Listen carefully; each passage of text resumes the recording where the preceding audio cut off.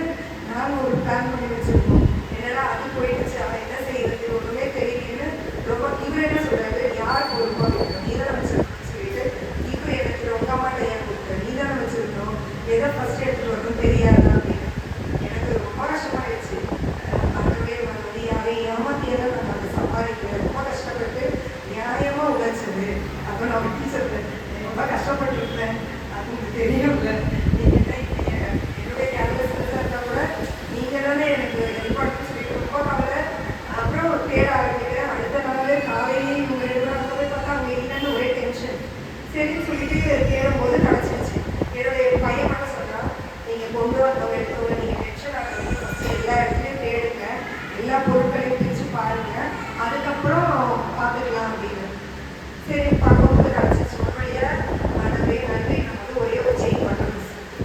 எங்கே போச்சுறது, அதுவும் அம்மாட்ட தான் கொடுத்துருந்தா வச்சுருந்தேன். வச்சுருந்த இடத்துல பார்த்தா அது இல்லை, உடனே திரும்ப இது. இவருக்கு என்ன கன்ஃபியூஸ் ஆயிடுச்சுன்னா, இவர் தான் அதை எடுத்திருக்காரு. ஆனால் எங்கே வச்சோன்னு தெரியாமல் பிளாங்கெட் கொண்டு வந்ததுல தான் நான் வச்சேன். உங்கள் அம்மா தான் நான் வந்து திரும்பவும் இதை நாட் போட்டாங்க. நான் வந்து 2 வீலரில் வச்சுட்டு வந்தேன். இது மிஸ்டேக் வந்து ஓனர் தான், ஏன் வேலை கிடையாது. ஸோ நீ என்ன பே பண்ணாங்க அப்புறம் சொல்ல வாங்க போலீஸ் கேஸ் கொடுக்கலாம். ஏன்னா அந்த ஸ்ட்ரீட்டில் கேமரா இருக்குது. ஒருவேளை நீங்கள் 2 வீலரில் கொண்டு வந்து அது கீழே விழுந்ததுனால மார்னிங் கிளாஸ் வாக்கிங் போகிறவங்க அதை யாரும் ஈஸியாக கண்டுபிடிச்சிருக்காங்க. இவருக்கு அதெல்லாம் வர முடியாது. சரி போ, அது உங்கள் மிஸ்டேக் தான், எனக்குலாம் தெரியாது அப்படின்னு சொல்லிட்டு எங்கேயே ப்ளேம் பண்ணி கிட்ட ஆரம்பிச்சிட்டாரு. ஸோ அதுவும் அது கிடச்சிருச்சு. கடவுளை என்ன செய்யறது தெரியலையே, ரொம்ப வருத்தம். நான் நினச்சி சரி போயிடுச்சு தான் போல இருக்கு. சரி யாருக்கோ ஒருத்தருக்கு தேவை இருந்திருக்கு, அவங்க கையில் அது கிடச்சிருக்கு, அவங்களுக்காக அது வந்து பயனுள்ளதாக இருக்கட்டும் அப்படின்னு சொல்லிட்டாங்க. கடவுளே அது எனக்கு சேர்ந்தோம்னா அது எங்கே இருந்தாலும் நீங்கள் எனக்கு கொடுத்துருவீங்கன்னு எனக்கு நம்பிக்கை இருக்குன்னு சொல்லிட்டு தொடர்ந்து நான் என்னுடைய மகள் எல்லாருமே ஜெபிச்சுட்டு இருக்கோம். என்னோட ஹஸ்பண்ட் வந்து என்னத்தை கொடுக்குறதா, நீ தான் கேம்பஸாக இருக்க, நீ தான் உனக்கு எல்லாமே தெரியல அப்படின்னு என்னையே திட்டிருக்காங்க. அதுக்கப்புறம் நேற்று நான் ஸ்கூலுக்கு போயிட்டு அனுப்பிச்சேன். நான் வந்து என்னுடைய வேலை பார்க்குறது இவர் 12 o'clock ஃபோன் அடிக்கிறேன். என்ன அப்படின்னு சொல்லும்போது அந்த 12 வந்து கிடச்சிருச்சு.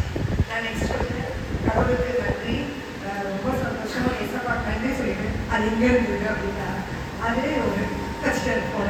ஏன்னா சொன்னால் அடுத்த நான் லஞ்ச் டைம் எங்கள் அப்பா ஃபோன் அடிக்கிறேன், எங்கம்மா இருந்தது சொல்லிட்டேன். அது அவன் தான் தெரியாமல் எடுத்து ஒரு கவரில் வச்சுருந்துருக்கான். அவனுக்கே தெரியல எங்கே வச்சோன்னு.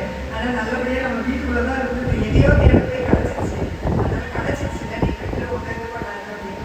அதனால் கடவுள் வந்து எவ்வளோ ஒரு என்னுடைய கேர்லெஸ்னஸ் அப்போ தான் நான் யோசித்தேன். அப்போ நம்ம ரொம்ப இன்னும் தான் பொறுப்பாக இருக்கணும், நம்ம தான் அதெல்லாம் வச்சு. ஏன்னா இது எல்லாமே என்னை வச்சுக்கவே விட மாட்டேன்.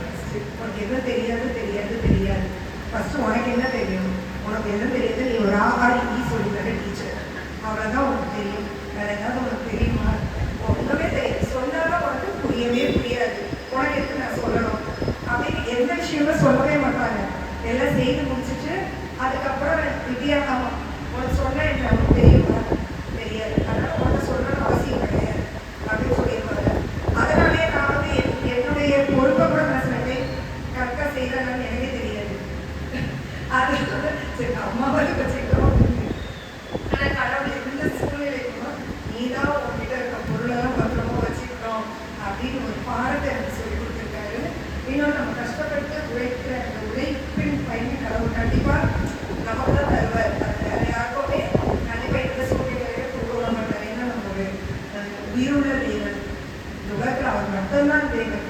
எப்போவுமே எவ்வளோ கஷ்டமான சூழ்நிலை வந்தாலும் அவர் தான் நமக்கு எல்லாம் அப்படின்றது நான் தெரிஞ்சுக்கிட்டேன்.